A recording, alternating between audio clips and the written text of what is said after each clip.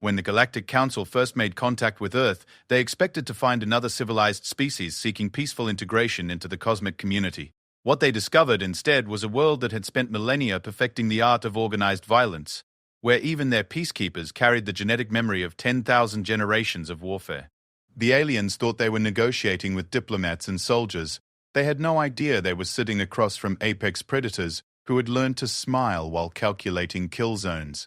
This is the story of humanity's first interstellar conflict, and why the galaxy learned to fear not Earth's armies, but the terrifying restraint those armies showed every single day they chose not to unleash hell. Admiral Zexthara of the Keplerian Navy had seen many first-contact scenarios throughout her 40-cycle career.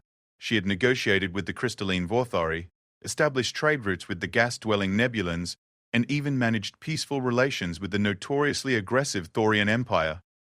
Each species brought their own challenges, their own quirks, and their own military traditions to the galactic stage. But humans were different. Disturbingly different. The first sign came during the initial diplomatic exchange on the neutral station of Harmony Prime.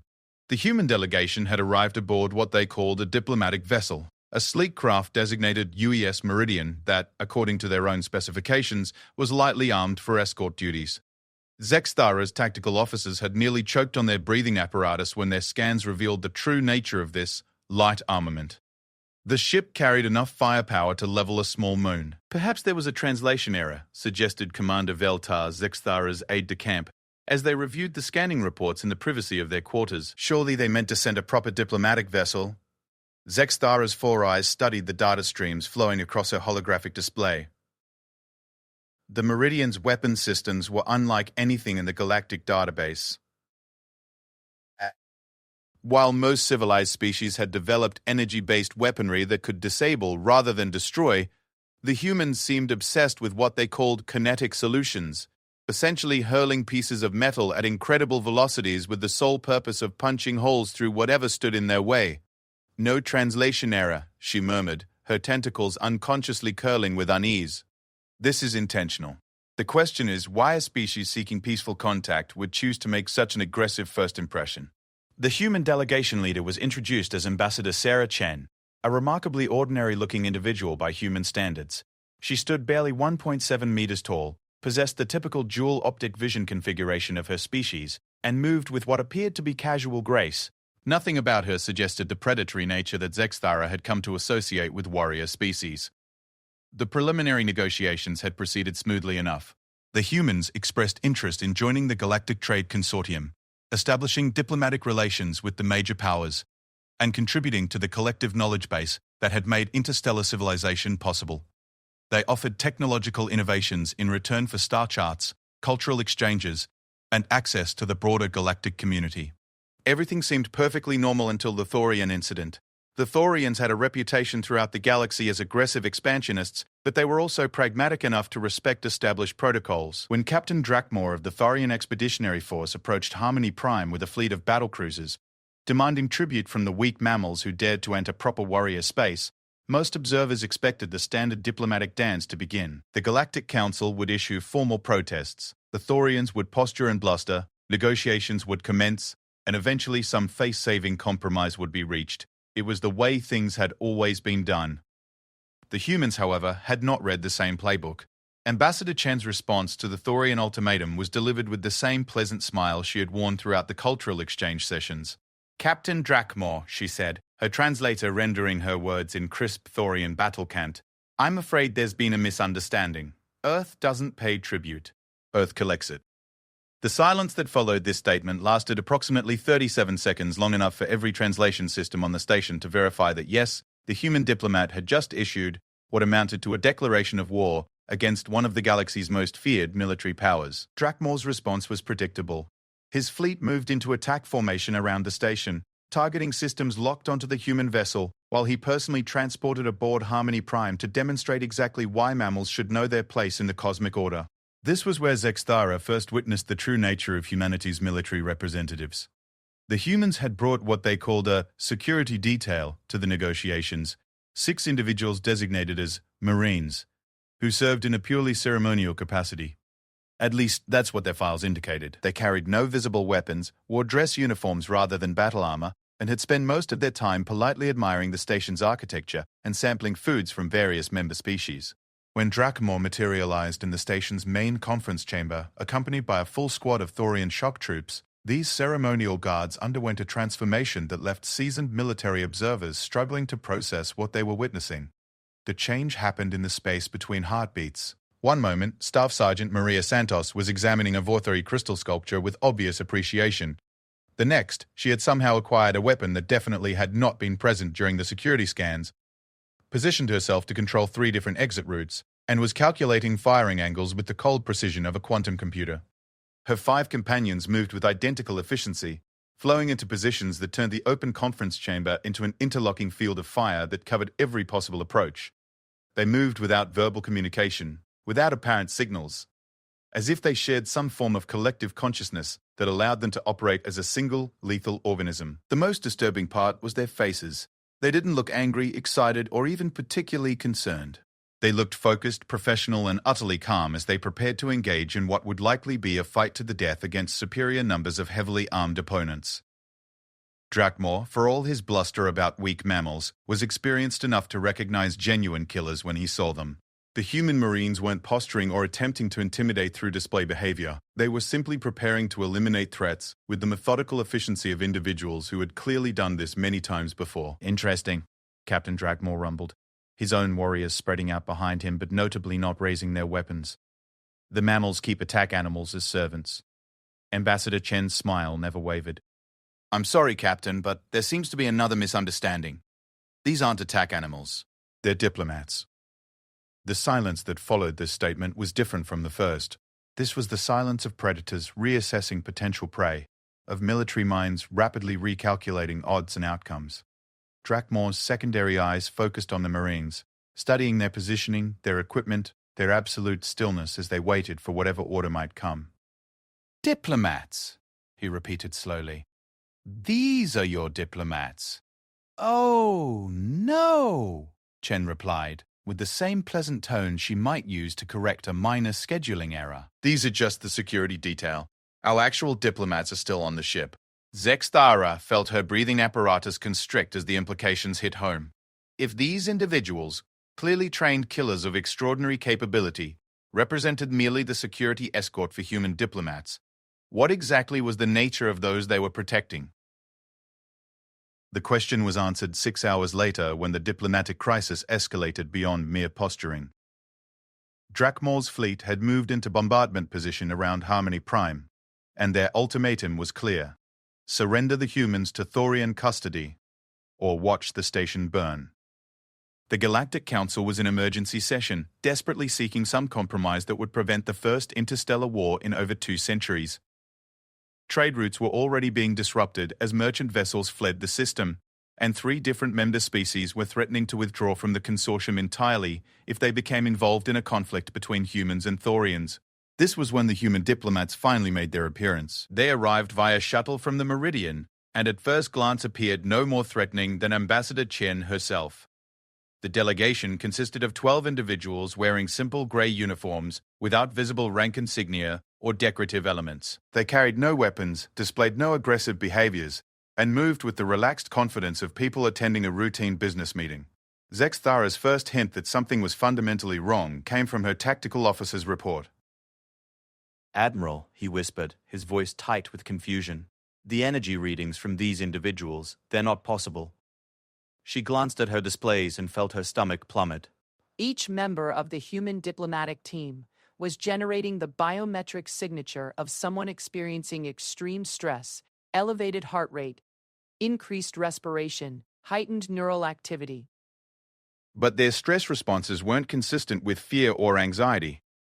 Instead, they matched the profiles of individuals experiencing what human psychologists called combat anticipation. These people weren't nervous about the diplomatic situation. They were excited by it. The lead diplomat introduced himself as Colonel James Harrison, and his first action was to request a private meeting with Captain Drakmor. Not to negotiate or seek compromise, but to clarify Earth's position regarding Thorian territorial claims. The meeting lasted 7 minutes. When it ended, Drakmor emerged looking like he had aged several decades in the span of a single conversation.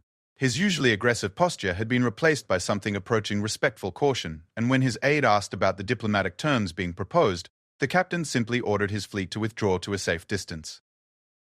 Thara cornered Ambassador Chen in the corridor outside the conference chamber, abandoning diplomatic protocol in favor of direct confrontation. "What did your colonel say to him?" she demanded. Chen's expression showed genuine surprise at the question. "He explained our military doctrine regarding asymmetric conflict resolution. I thought Captain Drakmore should understand exactly what he was proposing before committing his forces to action." Which was? The human ambassador paused, as if searching for the right words to explain something obvious to someone who clearly wasn't grasping a simple concept. "Well, Admiral, the captain seemed to be under the impression that threatening a space station full of civilians would force Earth to negotiate from a position of weakness." Colonel Harrison simply clarified that we don't actually make that distinction. Thara's tentacles went completely still. What distinction? Between military and civilian targets, between combatants and non-combatants, between proportional response and total warfare. Chen's smile never wavered, but something cold flickered behind her eyes. The colonel explained that if Captain Drakmore chose to treat this as a military engagement, Earth would respond accordingly. And when Earth responds to military threats, we don't stop until the threat no longer exists. The implications of this statement hit Thara like a physical blow. Every civilized species in the galaxy had developed rules of engagement that limited the scope and intensity of military conflicts. Wars were fought between military forces, with strict protections for civilian populations. Proportional response ensured that minor disputes didn't escalate into system-wide catastrophes. These weren't just military traditions, they were the fundamental principles that made interstellar civilization possible. The humans, apparently, didn't recognize any of these limitations. "You're saying your people would have responded to an attack on this station by targeting Thorian civilians?" Thara asked, her voice barely above a whisper. Chen tilted her head slightly, considering the question. "Admiral, I think you're still not understanding the fundamental issue here. If Captain Drakmore had opened fire on Harmony Prime, Earth wouldn't have responded by targeting Thorian civilians. Earth would have responded by ending the Thorian Empire."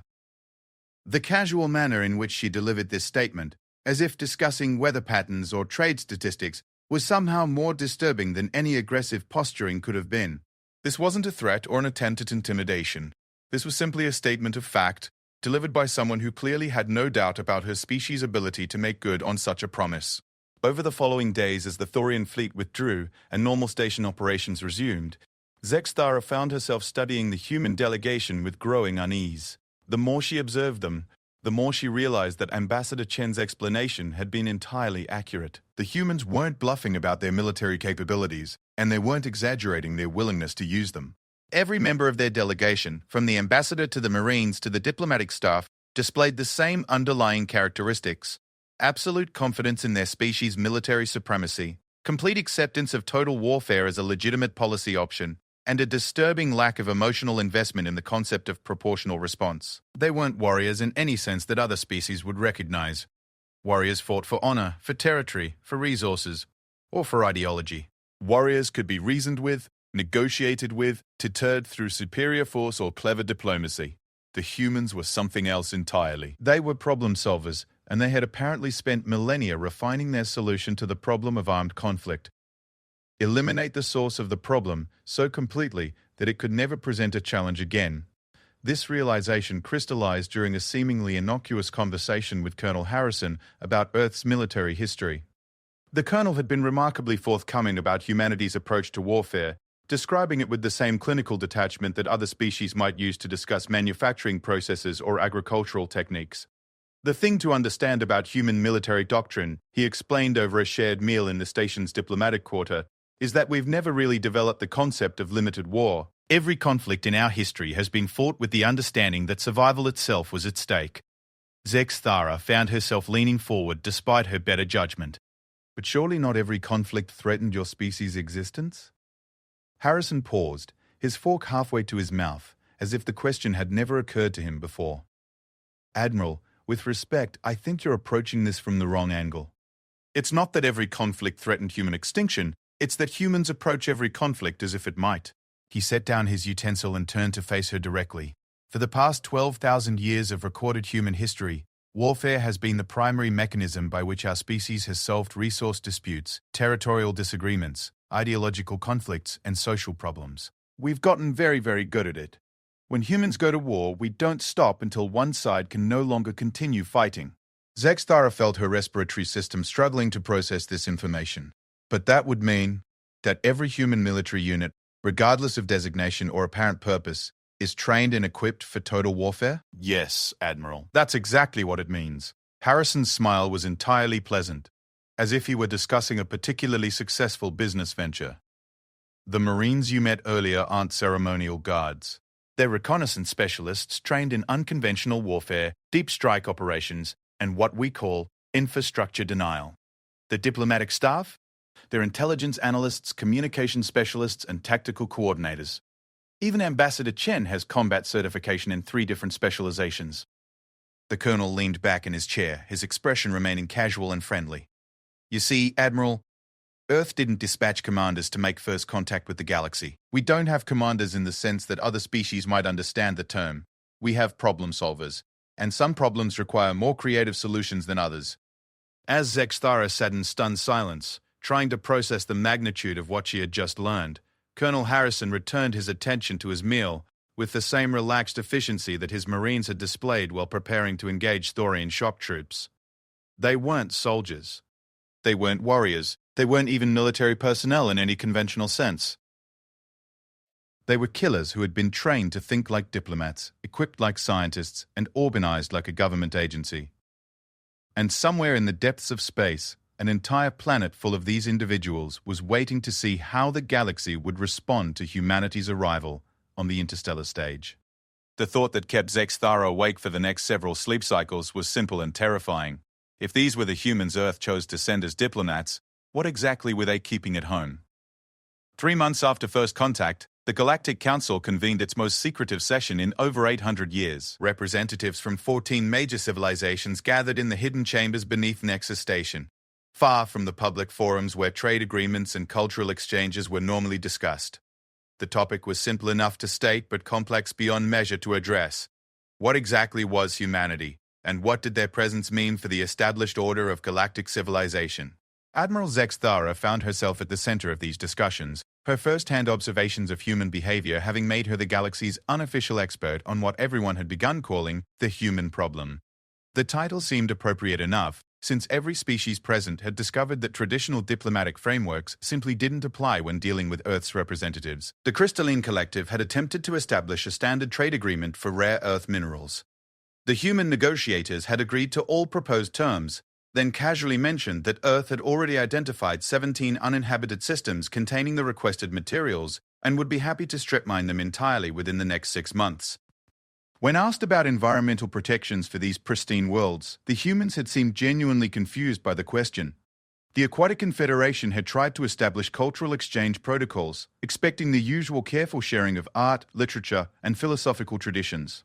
The human cultural attaché had arrived with what she called a representative sample of human creative expression that included detailed technical manuals for weapon systems, complete tactical analyses of historical military campaigns, and something called war poetry that apparently served as both artistic expression and instruction manual for psychological warfare techniques. Most disturbing of all, the peaceful assembly of evolved minds had attempted to engage the humans in philosophical discourse about the nature of consciousness and the ethical frameworks that governed interstellar relations.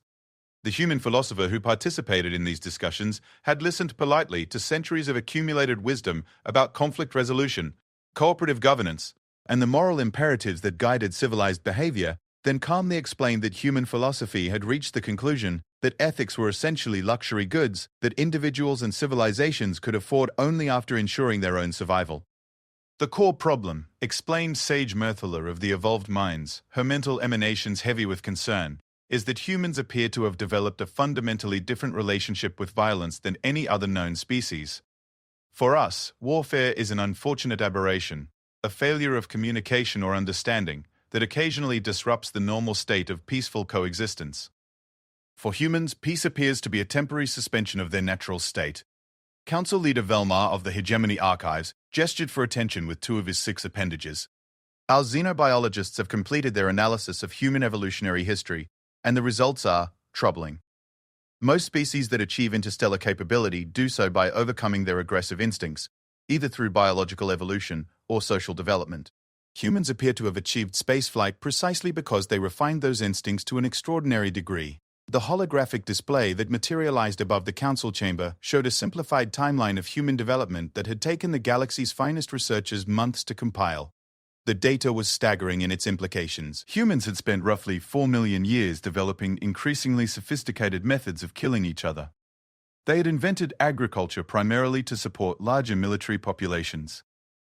They had developed metallurgy to create better weapons. They had mastered chemistry to produce explosives. They had achieved flight in order to rain death from above. They had split the atom to create weapons capable of destroying entire cities. They had reached space because military applications drove technological advancement faster than any other factor. Every major technological breakthrough in human history, Velmar continued, was either developed directly for military applications or immediately adapted for them. Their computers were designed to calculate artillery trajectories. Their internet was created to maintain communications during nuclear warfare. Their material science advanced because they needed better armor. Their propulsion systems were perfected because they wanted to deliver warheads across continents. Zexthara studied the timeline with growing unease. What about their cultural development? Surely they must have evolved beyond pure militarism at some point.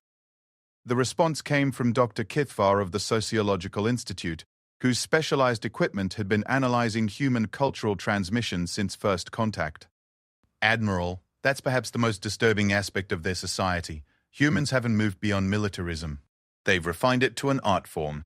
The cultural data that appeared on the display was unlike anything the council members had encountered. Human entertainment consisted largely of simulated warfare, either historical recreations or fictional conflicts that served as training scenarios for tactical thinking. Their literature was dominated by stories of struggle, conquest, and survival against overwhelming odds. Their games taught strategic planning, resource management under pressure, and decision-making in life or death situations. Most unsettling of all, their educational systems were designed around what they called competitive environments that essentially functioned as low-intensity warfare training for their civilian population. Human children learned mathematics by competing against each other. They studied history by analyzing military campaigns.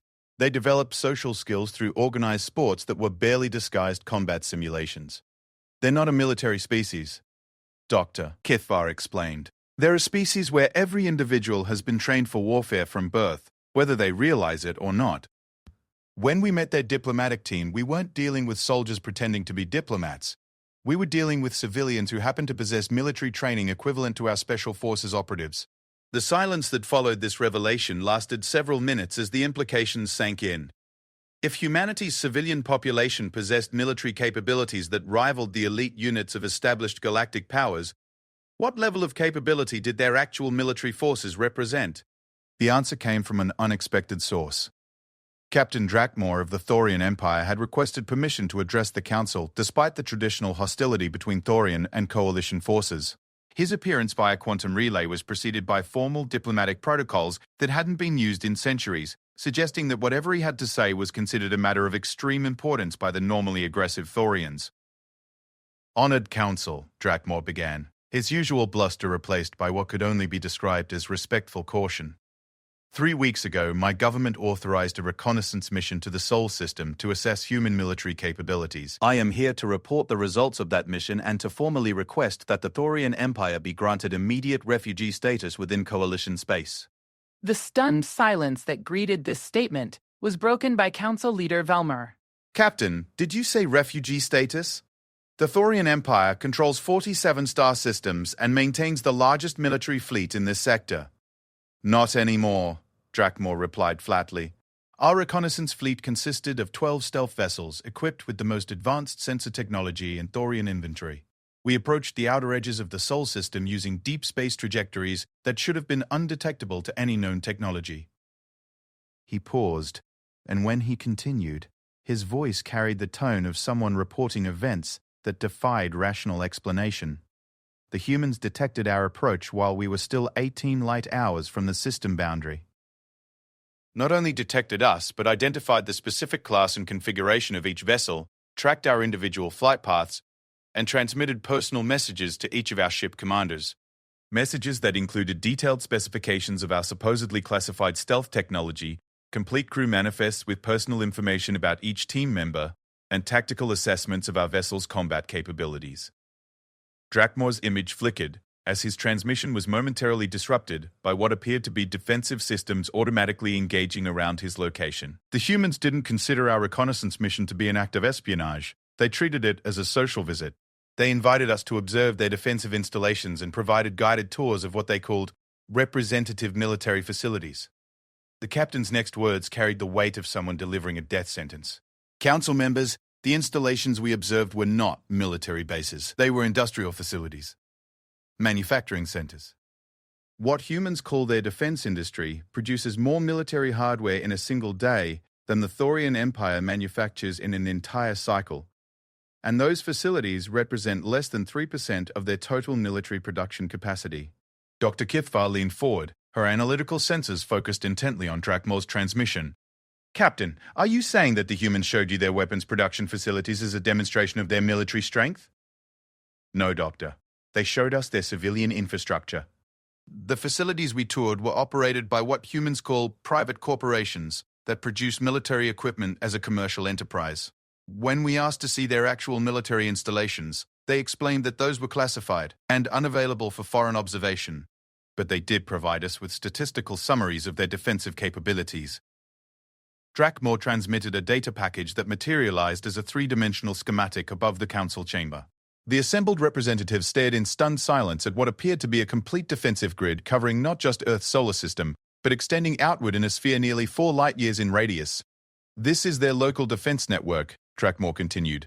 It consists of approximately 40,000 automated weapons platforms, 12,000 manned installations, and something they call rapid response units that can be deployed to any point within the defensive perimeter in less than 6 hours. Each weapons platform has sufficient firepower to destroy a battlecruiser. The manned installations are capable of sterilizing entire worlds. The rapid response units... He paused, his voice dropping to barely audible levels.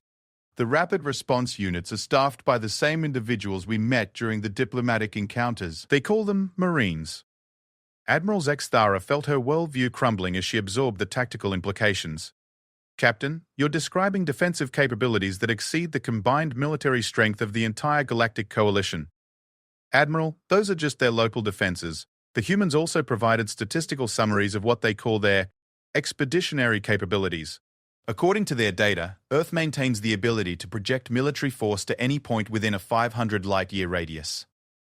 They have contingency plans for simultaneous conflicts with up to 40 different enemy civilizations. And they've classified every known species in the galaxy according to what they call threat assessment protocols. Drakmore transmitted another data package, this one containing what appeared to be a comprehensive analysis of every major galactic civilization. Each species had been evaluated according to military capabilities, technological advancement, resource availability, strategic value, and something called neutralization requirements. The Thorian Empire, historically considered the most formidable military power in the galaxy, had been classified as a Tier 3 regional threat that could be neutralized through conventional force projection within 3045 days. The analysis included detailed tactical assessments of Thorian fleet compositions, logistics networks, command structures, and planetary defenses, along with specific recommendations for optimal engagement strategies and post-conflict stabilization protocols. They've wargamed the conquest of every civilization they've encountered, Dr. Kithvar whispered, her analytical equipment struggling to process the implications. These aren't defensive plans. They're invasion scenarios. Sage Murthala's mental emanations carried waves of profound distress. Captain Drakmore, did the humans explain why they maintain such comprehensive military planning against species they claim to seek peaceful relations with? They did, Sage. According to their military planners, this level of preparation is standard protocol for what they call threat environment analysis. They explain that human military doctrine requires them to develop contingency plans for every possible conflict scenario, regardless of current diplomatic relations. They seemed genuinely surprised that other species didn't maintain similar planning databases. Drakmore's transmission concluded with a final observation that left the council chamber in absolute silence. Council members, after observing human military capabilities and speaking with their strategic planners, the Thorian High Command has reached a unanimous conclusion. humanity doesn't represent a threat to galactic peace because they might choose to wage war against other civilizations. They represent a threat because they've already won any war they might choose to fight. They're just polite enough not to mention it. The session that followed this revelation lasted 14 hours and covered topics that had never before been addressed in galactic diplomatic history. How do you establish trade relations with a species that has already calculated exactly how to conquer your civilization? How do you negotiate territorial agreements with individuals who have mapped every strategic weakness in your defensive networks? How do you maintain sovereign independence when the other party in negotiations has the demonstrated capability to end your existence as a civilized society? The answers, when they came, were as disturbing as the questions themselves. You don't negotiate with humans as equals, because equality in such negotiations is a polite fiction that serves their interests rather than yours. You don't establish mutual defense agreements, because any threat that requires human military intervention has already escalated beyond your ability to contribute meaningfully. You don't maintain strategic independence, because the humans are already protecting you whether you realize it or not. The final revelation came from an unexpected source. Earth's own intelligence services had been monitoring the council session and chose to participate directly in the discussions. Ambassador Chen materialized in the council chamber via quantum transmission. Accompanied by an individual introduced as Director Sarah Martinez of something called the Department of Interstellar Relations. Council members, Ambassador Chen began with her characteristic pleasant smile, we've been following your discussions with great interest, and we'd like to address some concerns that seem to have arisen regarding Earth's intentions in galactic affairs. Director Martinez stepped forward, her manner professional but somehow predatory, in a way that made every representative present acutely aware that they were in the presence of someone accustomed to holding power over life and death decisions. The fundamental issue you're struggling with, she explained, is that you're trying to understand human behavior through the lens of your own cultural frameworks. You've developed galactic civilization based on the assumption that military force should be a last resort, used only when diplomatic solutions fail. Humans developed civilization based on the assumption that overwhelming military superiority makes diplomatic solutions more likely to succeed. She gestured toward the tactical displays that still showed Earth's defensive networks and invasion planning databases. You see these as evidence of aggressive intent because your species learned to control violence through limitation and restraint. Humans learned to control violence through superiority and deterrence. We don't fight wars because we've made it clear that any war fought against Earth will be the last war the opposing civilization ever experiences. Ambassador Chen nodded in agreement. The confusion seems to stem from a fundamental misunderstanding about human nature. You believe we're warriors who have learned to be diplomats. Actually, we're diplomats who learned that the most effective diplomacy is conducted from a position of absolute military advantage. Director Martinez activated a new display that showed real-time tactical data flowing from across human space. Every human facility you've observed, every individual you've met, every technology you've seen, represents our diplomatic corps. Our actual military forces remain classified and unavailable for foreign observation. But I can share one piece of information that might help clarify our position in galactic affairs. She paused, her expression becoming momentarily serious. The installations, Captain Drakmore observed, represent Earth's minimal security protocols for protecting our diplomatic missions. They're maintained by our Department of State, not our Department of Defense. The individuals you've been calling killers disguised as soldiers are actually bureaucrats trained in conflict resolution. The silence that followed this statement was different from any that had preceded it. This wasn't the silence of shock or confusion. This was the silence of minds trying to process information that fundamentally challenged their understanding of reality itself. If humanity's diplomatic security apparatus possessed military capabilities that exceeded the combined strength of galactic civilization, what level of power did their actual military forces represent? And perhaps more importantly, what did it mean for the future of every other species in the galaxy that Earth had chosen to approach interstellar relations as a diplomatic rather than military endeavor? The answer to that question would come sooner than anyone expected. 6 months after the Secret Council session, the galaxy learned exactly what human military forces looked like when diplomacy failed. The crisis began in the Outer Rim territories, where a species called the Devourer Swarm had remained dormant for nearly 3,000 years. Unlike the civilized species that comprised galactic society, the Devourers were a hive-minded collective that consumed entire worlds, stripping them of all biological matter before moving on to the next target. They had been contained through a combination of defensive barriers and monitoring stations that tracked their slow expansion through dead systems at the edge of known space. The containment had worked perfectly, until the Devourers encountered their first human exploration vessel. The UES Darwin had been conducting a routine scientific survey of the containment zone when the swarm detected the presence of what their collective intelligence classified as optimal biological material. Within hours, the entire Devourer fleet, over 10,000 vessels ranging from massive world ships to smaller hunter-killer units, had abandoned their dormant state and begun moving toward human space. Admiral Zexthara received the emergency alert while reviewing trade agreements in her office aboard Nexus Station. The quantum relay message was brief and devastating. Devourer Swarm fully active. Estimated arrival Sol System 47 days. Request immediate coalition emergency response protocols. She was still processing the implications when a second message arrived. This one from Ambassador Chen. Admiral, Earth has been informed of the Devourer situation. We'd like to request a formal meeting with coalition leadership to discuss response coordination. The emergency session convened 12 hours later with representatives from every major civilization connected via quantum relay. The topic was grimly straightforward. How does galactic civilization respond to an extinction-level threat that has never been successfully defeated, only contained? The strategic situation was worse than most council members realized. The Devourer Swarm had spent 3 millennia in forced hibernation, using that time to adapt and evolve new capabilities specifically designed to overcome the defensive measures that had previously contained them. Their ships now incorporated stealth technology that made them nearly impossible to detect until they were already in system. Their weapons had evolved to drain energy from shields and convert it into additional firepower. Most terrifying of all, their hive mind had developed the ability to analyze and counter enemy tactics in real time, learning from each engagement and instantly sharing that knowledge across the entire fleet. The mathematical projections are unambiguous, reported Defense Coordinator Val Thresh of the Coalition Military Command.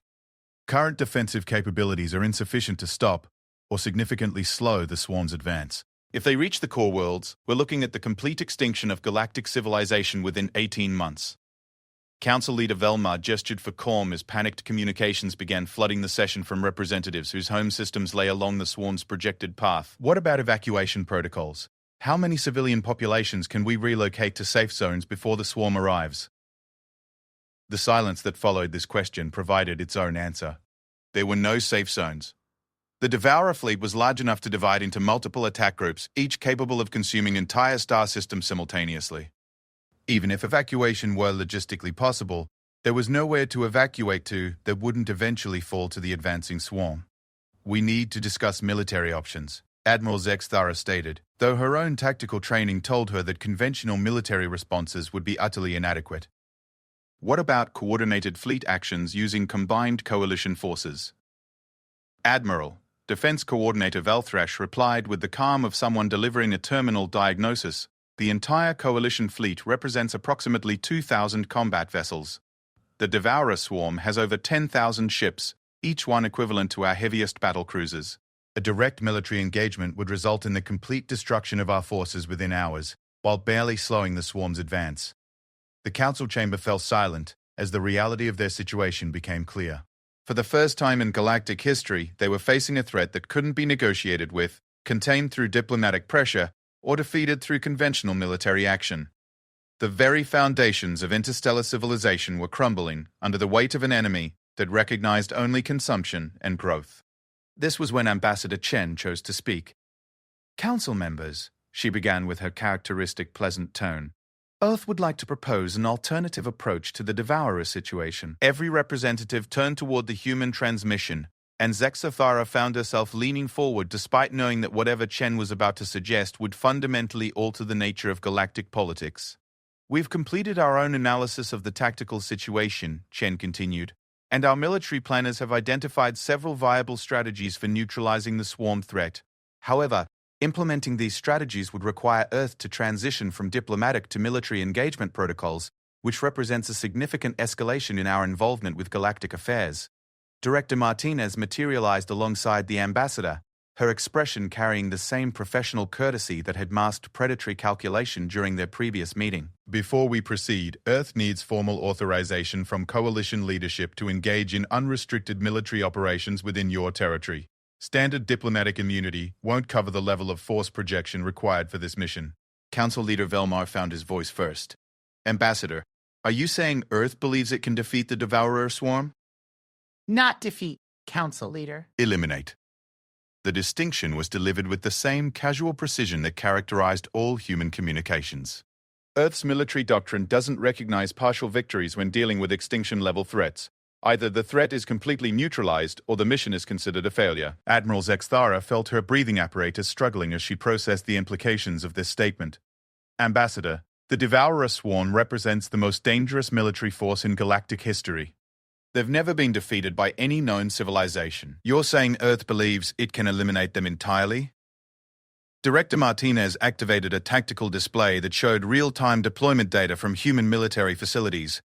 Admiral, you're still thinking about this situation from the perspective of traditional military engagement. The Devourer Swarm is indeed formidable when measured against conventional galactic military capabilities. However, they've never encountered a civilization that approaches warfare from human perspectives. The display shifted to show detailed analyses of Devourer technology, tactical patterns, and strategic vulnerabilities. The level of detail was staggering. Every aspect of swarm operations had been mapped, categorized, and cross-referenced with potential countermeasures. Our preliminary assessment indicates that the Devourer collective intelligence operates according to predictable optimization algorithms, Martinez continued. They adapt to threats through incremental evolution, which makes them extremely effective against civilizations that fight defensive wars using established tactical doctrines. However, their adaptation cycles require approximately 6 to 8 hours to incorporate new strategic data across the entire fleet. Chen nodded in agreement. The swarm's greatest strength, their ability to learn from combat experience, becomes a critical weakness when facing opponents who can destroy their entire force structure faster than they can adapt to new threats. The implication hit Zexthara like a physical blow. You're talking about eliminating 10,000 ships in less than 8 hours. Actually, Admiral, we're talking about eliminating 10,000 ships in less than 3 hours. Our military planners consider anything longer than that to be an unacceptable risk that could allow partial swarm escape and subsequent regrouping. Director Martinez transmitted additional tactical data that showed detailed strike plans covering every possible Devourer fleet configuration. Earth maintains rapid deployment forces specifically designed for extinction-level threat responses. These units operate under different rules of engagement than our diplomatic security apparatus. The data that appeared on the Council chamber displays was unlike anything the assembled representatives had encountered. Human rapid deployment forces consisted of fully automated fleets that could be positioned anywhere within 1,000 light-year radius in less than 72 hours. Each deployment group carried enough firepower to sterilize multiple star systems, operated under artificial intelligence command systems that could coordinate attacks across thousands of targets simultaneously, and included something called reality manipulation technology that apparently allowed them to ignore conventional limitations of physics and mathematics. The technology you're seeing represents what Earth calls our contingency response capabilities, Chen explained. We developed these systems specifically for dealing with threats that exceed the response capacity of conventional military forces. The Devourer Swarm falls well within the parameters these systems were designed to handle. Sage Mathala's mental emanations carried waves of profound confusion. Ambassador, you're describing weapons technology that appears to violate several fundamental laws of physics. How is such capability possible? Director Martinez smiled for the first time since her transmission had begun. Sage, you're assuming that physics represents absolute limitations rather than engineering challenges to be solved. Human scientific development has always been driven by military requirements, which means we've spent considerable resources on solving problems that other species considered theoretically impossible. She activated a final display that showed real-time feeds from human manufacturing facilities that were apparently producing military equipment at rates that defied rational explanation. For the past 6 months since our initial diplomatic contact with galactic civilization, Earth has been quietly preparing for the possibility that our presence might destabilize existing threat containment systems. The Devourer situation was one of 47 different extinction scenarios our strategic planners identified as probable consequences of interstellar contact. The silence that followed this revelation was absolute. Every representative present was struggling to process the magnitude of what they were witnessing. Earth hadn't simply responded to the Devourer crisis. They had predicted it, prepared for it, and developed specific countermeasures before the threat had even become active. The question before the Council, Chen concluded, is whether you're prepared to authorize Earth to implement these countermeasures, understanding that doing so will fundamentally alter the balance of power in galactic affairs. Council Leader Velmar found his voice after several minutes of stunned silence. Ambassador, what exactly are you asking us to authorize? Complete military autonomy for Earth forces operating in galactic territory. Suspension of all civilian protection protocols for areas designated as combat zones. Authorization to use weapon systems that may produce permanent alterations to local spacetime characteristics. And formal acknowledgement that post-engagement territorial arrangements will be determined by Earth rather than coalition governance structures. The implications of these terms hit every representative simultaneously. Earth wasn't offering to save galactic civilization from the Devourer Swarm. They were offering to replace the existing power structure with one that recognized Earth as the ultimate authority in all matters related to interstellar security. Admiral Zexthara realized that she was witnessing the end of galactic civilization as it had existed for millennia and the birth of something entirely new. The question wasn't whether Earth could defeat the Devourer Swarm, it was whether the galaxy would still be recognizable after Earth finished implementing their solution. "How long do we have to decide?" she asked. Director Martinez consulted a device that apparently provided real-time tactical updates from across human space. The Devourer fleet will reach the outer boundaries of Coalition territory in 36 days. Earth rapid deployment forces can be in position to intercept them in 48 hours. However, our rules of engagement require formal authorization before we transition to active military operations. And if we refuse authorization, then Earth will implement containment protocols to protect our own territory while the swarm consumes the rest of galactic civilization. We'll ensure that human space remains secure, and will continue our diplomatic relations with any civilizations that survive the encounter. The vote, when it finally came, was unanimous. Not because every representative believed Earth's claims about their military capabilities, but because the alternative was certain extinction for every species present. 47 hours later, the galaxy learned what human military forces actually looked like when they transitioned from diplomatic to operational status. The engagement lasted exactly 2 hours and 17 minutes. When it ended, the Devourer Swarm had been completely eliminated, along with the stellar phenomenon that had served as their base of operations for the past 3 millennia. The space where the swarm had existed was now empty, except for a series of artificial structures that Earth described as monitoring stations designed to prevent similar threats from emerging in the future. The human rapid deployment forces that had accomplished this feat departed the engagement zone as quickly as they had arrived, leaving behind only the monitoring stations and a detailed report on tactical operations that was transmitted to Coalition headquarters. Admiral Zexthara read the report 3 times before accepting that the events it described had actually occurred. The humans hadn't fought the Devourer Swarm in any sense that she could understand. They had simply eliminated the physical and mathematical foundations that allowed the swarm to exist, then restructured local space to prevent similar phenomena from occurring again. The report concluded with a note from Director Martinez. Devourer threat neutralized according to mission parameters. Earth rapid deployment forces returning to standby status. Diplomatic operations resuming normal protocols. Please advise if additional extinction-level threats require attention. In the aftermath of what historians would later call the First Intervention, galactic civilization underwent rapid and fundamental changes. The coalition government was restructured to acknowledge Earth as the ultimate authority in all matters related to interstellar security. Trade agreements were renegotiated to account for humanity's technological advantages. Territorial disputes that had persisted for centuries were resolved through arbitration processes that recognized Earth's ability to enforce any decision they considered final. But perhaps the most significant change was philosophical. Every species in the galaxy now understood that their continued existence depended on maintaining peaceful relations with a civilization that approached interstellar affairs from fundamentally different perspectives than anyone had previously imagined. The humans continued to present themselves as diplomats seeking cooperative relationships with their galactic neighbors. They maintained the same pleasant courtesy, the same professional competence, and the same casual efficiency that had characterized their interactions since first contact. The difference was that everyone now understood exactly what lay behind that diplomatic facade. Earth hadn't dispatched commanders to make contact with galactic civilization.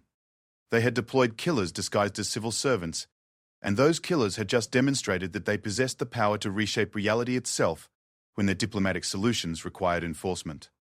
The galaxy had learned to coexist with humanity not because they were peaceful, but because they were terrifyingly effective at maintaining peace through the simple expedient of eliminating anything that threatened it. And somewhere in the depths of human space, Admiral Zexthara knew even more dangerous individuals were waiting patiently for the next diplomatic crisis. that might require their particular expertise in problem-solving. The thought no longer kept her awake at night.